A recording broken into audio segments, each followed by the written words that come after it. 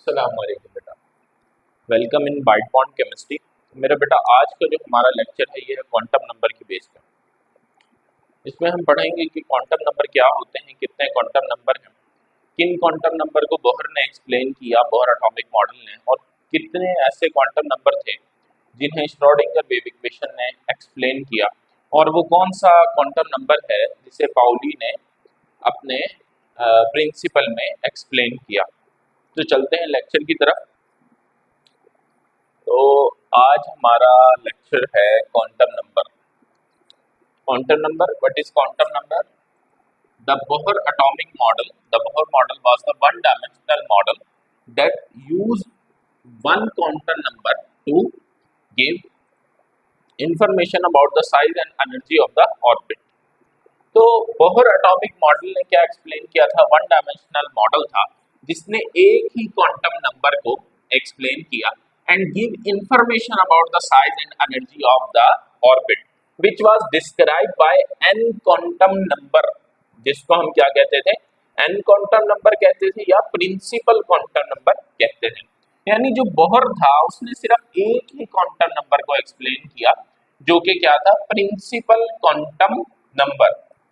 Schrodinger, what is Schrodinger? Schrodinger wave equation को मैंने lecture 4 में आई थिंक एक्सप्लेन किया है, तो उसका लिंक मैं डिस्क्रिप्शन में डाल दूंगा। तो श्रोडिंगर वेव इक्वेशन क्या है, ये किसे एक्सप्लेन करती है? श्रोडिंगर वेव इक्वेशन असल में energy psi is equal to Hamiltonian operator psi, यानी ये एनर्जी को एक्सप्लेन करती है। किसकी?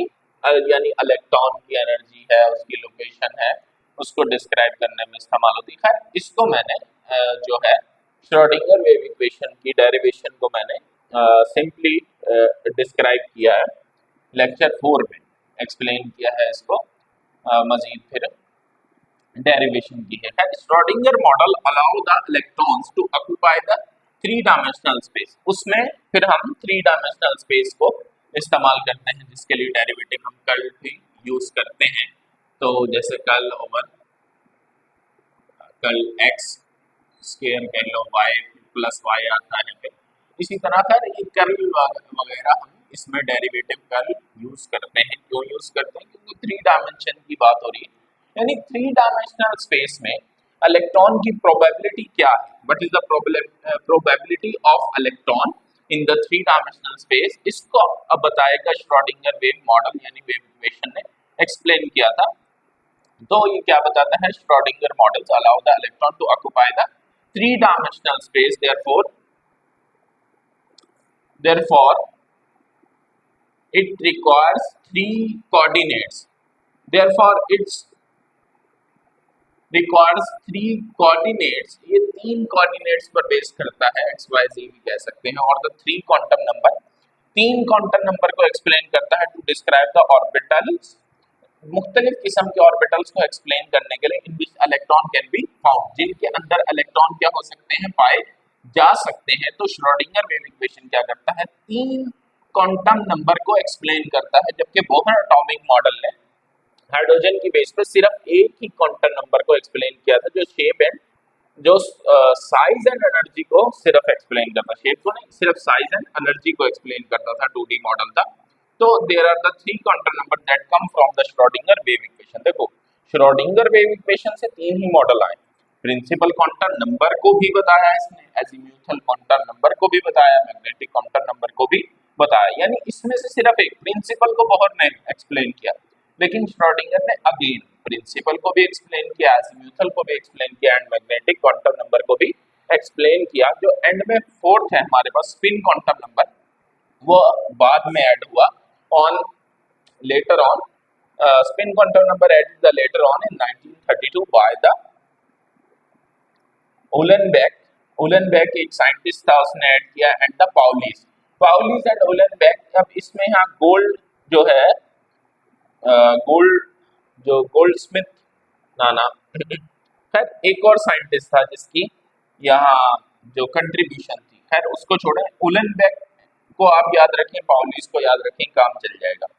फिर आपको बस इतना पता होना चाहिए कि एक क्वांटम नंबर जो कि आपके पास क्या है, स्पिन क्वांटम नंबर है, उसको ना श्रोडिंगर वेव इक्वेशन ने एक्सप्लेन किया था, ना बोहर एटॉमिक मॉडल ने। इसको बाद में पाउलिस ने और उलेनबेक ने एक्सप्लेन किया 1932। So it is not the result of the Schrodinger wave equation. तो हमें यहाँ ये पता होना चाहिए कि श्रोडिंगर वेव इक्वेशन का इसमें कोई किसी किस्म का किरदार नहीं है स्पिन क्वांटम नंबर को निकालने में, ये पाउलिस का काम था। है तो इधर हमने पढ़ा बोहर मॉडल ने सिर्फ एक डायमेंशन को एक्सप्लेन किया, जबकि श्रोडिंगर ने 3 डायमेंशन को एक्सप्लेन किया। इसने सिर्फ एक ही क्वांटम नंबर को एक्सप्लेन किया था, जबकि श्रोडिंगर के मॉडल ने 3 क्वांटम नंबर को एक्सप्लेन किया। श्रोडिंगर का जो मॉडल था, श्रोडिंगर मॉडल था, ये श्रोडिंगर वेव इक्वेशन थी, उसने 3 क्वांटम नंबर को एक्सप्लेन किया, जो कि आपके पास principal, azimuthal and the magnetic quantum number है। जबकि फोर्थ को ये दोनों ही एक्सप्लेन करने से कासिर थे, जिनको यानी जो फोर्थ क्वांटम नंबर है, जो कि स्पिन क्वांटम नंबर है, इसको एक्सप्लेन बाद में उलेनबेक एंड द पाउलिस ने किया in 1932। So it is not the result of the Schrodinger wave equation. Then come on the next topic, the principal quantum number. What is the principal quantum number? The principal quantum number can be can have positive integer values। इसकी positive integer values हो सकती हैं, बल्कि होती हैं, 1 2 3 and so on, यानी 1 से लेकर सो ऑन कोई भी वैल्यू हो सकती है। And it is corresponds the quantum number in the Bohr atomic model of the hydrogen atom. और ये वही एटॉमिक मॉडल में ये वही यानी क्वांटम नंबर्स रखता है जो कि बोहर एटॉमिक मॉडल ने एक्सप्लेन किए थे, यानी शेल्स, नंबर ऑफ शेल्स को एक्सप्लेन करता है, सीधी सी बात। This is the quantum number, it represent by the N, N से जाहिर किया जाता है, and describe the size and energy of the orbital. यानी जो शेल्स हैं वो सिर्फ साइज बता देते हैं या एनर्जी बता देते हैं with the help of Bohr atomic model. The principal quantum number N can also be used to describe the number of electron. यानी प्रिंसिपल क्वांटम नंबर को हम किस लिए यूज कर सकते हैं, नंबर ऑफ इलेक्ट्रॉन्स को भी आइडेंटिफाई, किसी भी शेल में नंबर ऑफ इलेक्ट्रॉन्स को आइडेंटिफाई करने के लिए यूज कर सकते हैं in a shell by the formula of 2n square. 2n square इसका फार्मूला है, कैसे कर सकते हैं, if the value of n is 1, like for k n is equal to 1, k shell n is equal to 1, so having 2 1 n की value क्या है, 1 square is equal to 2 electron. तो k में हमें पता है 2 ही इलेक्ट्रॉन आते हैं, ऐसा ही होता है। खैर l की वैल्यू के लिए, l के लिए क्या है, l की वैल्यू 2 है, तो l में देखते हैं कितने इलेक्ट्रॉन आ जाएंगे, 2 का स्क्वायर इज इक्वल टू, अब 2 दूनी 4, 4 दूना 8, तो हमें पता है l में कितने इलेक्ट्रॉन आते हैं, 8 आते हैं। इसी तरह आप l के लिए डिजिट डाल लो, m के लिए डाल लो, n के लिए डाल लो, तो इससे नंबर ऑफ इलेक्ट्रॉन क्या हो जाते हैं, आइडेंटिफाई हो सकते हैं। दोबारा से प्रिंसिपल क्वांटम नंबर क्या बताता है, पॉजिटिव इंटीजर इसकी वैल्यू है 1 2 3 एंड सो ऑन, जीरो नहीं आता इसमें, and it is correspond the quantum number in the Bohr atomic model of hydrogen atom. ये वही क्वांटम नंबर रखता है जो कि किसमें एक्सप्लेन हुए थे, बोहर एटॉमिक मॉडल में, हाइड्रोजन के केस में एक्सप्लेन हुए थे। This quantum number represent by the n and describe the size and energy of the orbital. n से जाहिर किया जाता है और साइज एंड एनर्जी को बताता है। The principal quantum number n can also be used to describe the number of electron। कैसे, 2n square इसका फार्मूला है, like k for k n is equal to 1 and having the 2 electron according to formula। फिर next हम चलते हैं, what is azimuthal quantum number. Azimuthal quantum number क्या है, simple बताऊंगा। Azimuthal quantum number also known as the angular momentum quantum number, यानी angular momentum का quantum number है, ये एक किस्म का इसका दूसरा नाम है, एंगुलर मोमेंटम क्वांटम नंबर। तो एजीम्यूथल क्वांटम नंबर या angular momentum quantum number having the integer value 0 and so on, ये 0 से स्टार्ट होता है। एजीम्यूथल क्या बताता है, ये शेल को बताता था, ये सब शेल को एक्सप्लेन करेगा, ऑर्बिटल यानी सब शेल्स जो है सब शेल्स को एक्सप्लेन करेगा। और उसके बाद जो मैग्नेटिक क्वांटम नंबर है वो डीजेनरेट ऑर्बिटल को एक्सप्लेन करता है। मैग्नेटिक क्वांटम नंबर किसको एक्सप्लेन करता है, डीजेनरेट ऑर्बिटल को। Her azimuthal quantum number also known as the angular momentum quantum number having the integer value 0 1 2 and the so on, the this explain the shape of the orbital। ये क्या बताएगा, shape of orbital को बताएगा, किसी भी orbital की shape कैसे है।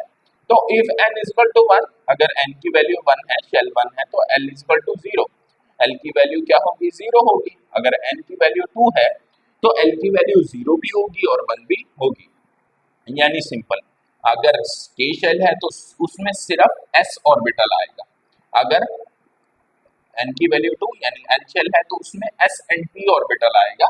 एन की वैल्यू 3 है, के एल एम है, तो उसमें एस पी एंड डी आएगा इलेक्ट्रॉन के एतबार से। If N is equal to 4 यानी के एल एम उसके बाद एन शेल है तो इसमें एस पी डी एफ चारों के चारों ऑर्बिटल आ सकते हैं। तो यही बात इसने डिस्क्राइब की है। If N is equal to 3 then L is equal to 0 1 2, if N is equal to 4 then L is equal to 0 1 2 3। तो if L is equal to 0 describe the S, वही बात है, एल 0 है तो डिस्क्राइब एस करेगा, 1 है तो किसे डिस्क्राइब करेगा, P को डिस्क्राइब करेगा, 2 है तो किसे डिस्क्राइब करेगा, D को डिस्क्राइब करेगा, और 3 है तो किसे डिस्क्राइब करेगा, F को डिस्क्राइब करेगा। तो अब ये था एजीम्यूथल क्वांटम नंबर। अब इसकी जो शेप्स हैं, जो आपके पास इसकी शेप्स हैं, यानी जो आपके पास ये सब शेल्स हैं, इनकी क्या शेप होती है, एस ऑर्बिटल की क्या शेप है, पी की क्या शेप है, डी की क्या शेप है। अभी सिंपल बता देता हूँ, यानी एस की शेप जो है सॉसेज होती है, सॉरी एस की शेप क्या होती है, यानी सर्कुलर शेप होती है एस की, गोल बिल्कुल जीरो की तरह। पी की शेप जो है वो डंबल शेप होती है, डंबल इस तरह से 8 जैसा, जैसे 8 होता है ऐसे डंबल शेप होती है। जो डी है उसकी सॉसेज, यानी 2 दफा 8 इस तरह करके लिखो कि उनके मिड पॉइंट एक दूसरे से मैच कर जाए, तो वो क्या हो जाएगा, सॉसेज। और पी की जो सॉरी एफ की जो शेप है वो थोड़ी क्रिटिकल होती है, उसको ड्रॉ करना थोड़ा सा मुश्किल है। इनके अब कितने डीजेनरेट ऑर्बिटल होते हैं ये मैं मैग्नेटिक क्वांटम नंबर में बताऊंगा। यार एजीम्यूथल क्वांटम नंबर में इतना ही। एजीम्यूथल क्वांटम नंबर सिंपल आप लिखेंगे, प्रिंसिपल क्वांटम नंबर को सिंपल थोड़ा थोड़ा एक्सप्लेन करेंगे। जो मैग्नेटिक क्वांटम नंबर है और स्पिन क्वांटम नंबर है उसमें हम थोड़ा बहुत एक्सप्लेनेशन की तरफ जाएंगे। खैर इसमें मैंने आपको एक्सप्लेन कर दिया कि एजीम्यूथल क्वांटम नंबर क्या है, इसमें कितनी वैल्यूज होती हैं, अगर शेल हो के शेल हो तो कौन सा, इसमें फिर ऑर्बिटल आएगा, एल हो कितने ऑर्बिटल आएंगे, एम हो कितने ऑर्बिटल आएंगे, तो ये सब मैंने एक्सप्लेन किया। तो आज हमने क्या पढ़ा, व्हाट इज क्वांटम नंबर, उसके बाद फर्स्ट क्वांटम नंबर को किसने एक्सप्लेन किया, फिर 3 क्वांटम नंबर्स को किसने एक्सप्लेन किया, फिर जो एक रह गया था उसे किसने एक्सप्लेन किया। उसके बाद हमने पढ़ा प्रिंसिपल क्वांटम नंबर क्या होता है और एजीम्यूथल क्वांटम नंबर क्या होता है। खैर आज के लिए इतना ही, इंशाल्लाह अगले लेक्चर में मुलाकात होगी। अल्लाह हाफिज।